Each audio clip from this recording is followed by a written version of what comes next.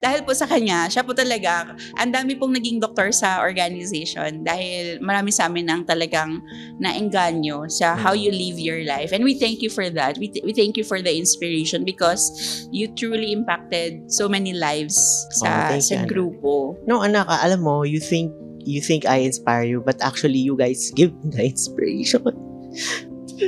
Kaya ka na tayo dito. Bakit to? I mean, it's a blessing na you have people to go home to.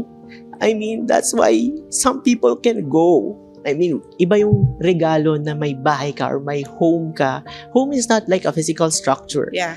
But you have people you can go home to. And then that also gives you confidence to go out there Yeah. and do your best. Because you can always go back and you have a home. You have a people that you can go home to. Yeah. So thank you for giving me that. And that's Icon. Sana mas maintindihan nila yung kind of love. Talagang nabuo po yung community namin or yung org namin sa pagmamahal. And everybody is family. Hanggang ngayon. No? Yeah, hanggang ngayon. Hanggang ngayon.